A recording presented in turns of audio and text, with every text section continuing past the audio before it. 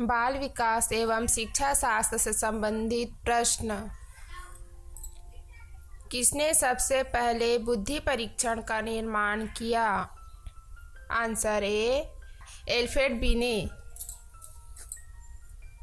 अगला प्रश्न, एक शिक्षक कक्षा के कार्य को एकत्र करता है और उन्हें पढ़ता है, उसके बाद योजना बनाता है और अपने अगले पाठ को शिक्षार्थियों की आवश्यकताओं को पूरा करने के लिए समायोजित करता है। वह खाली स्थान कर रहा या कर रही है?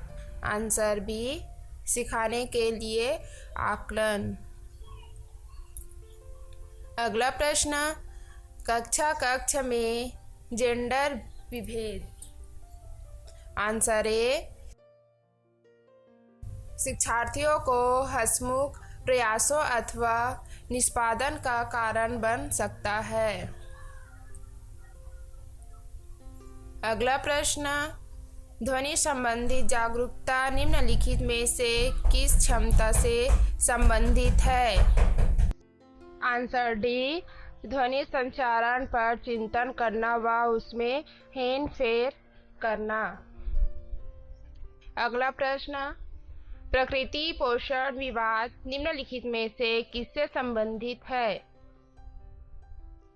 आंसर डी, आनुवंशिकी एवं वातावरण।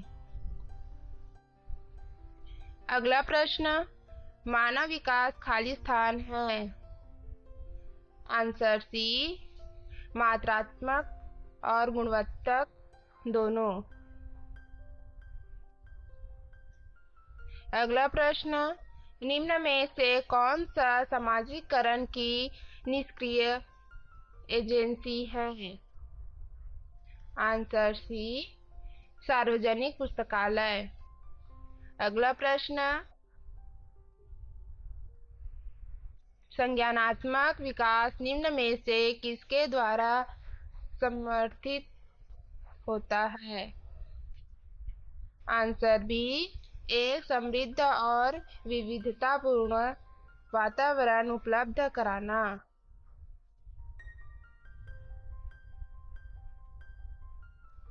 अगला प्रश्न, निम्न में से कौन सा सीखने की शैली का एकमात्र उदाहरण है? आंसर डी, चाक्षुष। अगला प्रश्न, प्रेरणाएं अनुभूतियों के संतुष्टिकरण की अवस्थाओं तक पहुँचने और वैयक्तिक लक्ष्यों को प्राप्त करने की आवश्यकता को संबोधित करती है। आंसर ए, भावात्मक। अगला प्रश्न, स्मृति का द्वितीय सोपान है? आंसर ए, धारणा। अगला प्रश्न, स्मृति के चारों अंगों का क्रम इस प्रकार है? आंसर ए, सीखना, धारण, पुनः स्मरण, पहचान। अगला प्रश्न, प्रेरणा के 4 स्रोत कौन से हैं? आंसर ए, चालक, उद्दीपक, प्रेरक, आवश्यकताएं। अगला प्रश्न, प्रेरणा के प्रमुख स्रोत है? आंसर डी, उक्त सभी। अगला प्रश्न, छात्रों को प्रेरित करने के लिए निम्न विधि अपनाई जाती है? आंसर डी, प्रशंसा करके। अगला प्रश्न, भूख, प्यास, निद्रा, विश्वास और काम उदाहरण है? आंसर सी, जन्मजात प्रेरक के। अगला प्रश्न, निम्नलिखित में अर्जित प्रेरक का समूह है? आंसर डी, मंद व्यसन, रुचि, मनोवृत्तियाँ। अगला प्रश्न, प्रेरणा कार्य को आरंभ करने, जारी रखने तथा नियमित करने की प्रक्रिया है। यह परिभाषा दी है। आंसर ए गुड ने। अगला प्रश्न, निम्नलिखित में जन्मजात प्रेरकों का समूह है। आंसर ए काम, भूख, प्रेम। अगला प्रश्न, प्रेरक निम्नलिखित प्रकार के होते हैं। आंसर सी सकारात्मक, नकारात्मक। अगला प्रश्न, निम्नलिखित में कौन सी संज्ञानात्मक क्रिया दी गई सूचना के विश्लेषण के लिए प्रयोग में लाई जाती है। आंसर सी अंतर करना। अगला प्रश्न, मानव बुद्धि एवं विकास की समझ शिक्षा को खाली स्थान के योग्य बनाती है। आंसर सी विविध शिक्षार्थियों के शिक्षण के बारे में स्पष्टता। अगला प्रश्न, निम्नलिखित में से कौन सा सत्य है। आंसर डी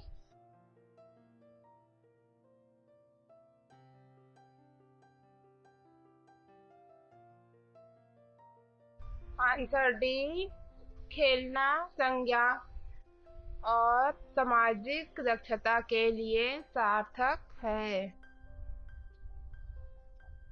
अगला प्रश्न, बच्चे के विकास में आनुवंशिकता और वातावरण की भूमिका के बारे में निम्नलिखित में से कौन सा सत्य है। आंसर डी सहज रुझान वातावरण से संबंधित है, जबकि वास्तविक विकास के लिए आनुवंशिकता जरूरी है।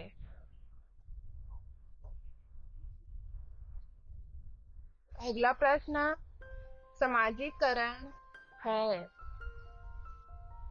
आंसर डी समाज के मानदंडों के साथ अनुकूलन। अगला प्रश्न शिक्षार्थियों के ज्ञान अर्जन में सहायता करने के क्रम में अध्यापकों को किस पर ध्यान केंद्रित करना चाहिए।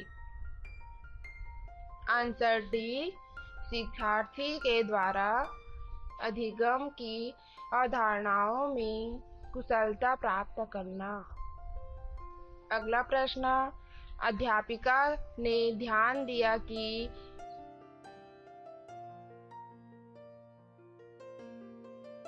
पुष्पा अपने आप किसी एक समस्या का समाधान नहीं कर सकती है, फिर भी वह एक वयस्क या सारथी के मार्गदर्शन की उपस्थिति में ऐसा करती है। इस मार्गदर्शन को कहते हैं। आंसर डी सहारा देना। अगला प्रश्न निम्न में से कौन प्रारंभिक बाल्यावस्था अवधि के दौरान उन भूमिकाओं एवं व्यवहारों के बारे में जानकारी प्रदान करते हैं जो एक समूह में स्वीकार्य है। आंसर डी माता पिता एवं भाई बहन।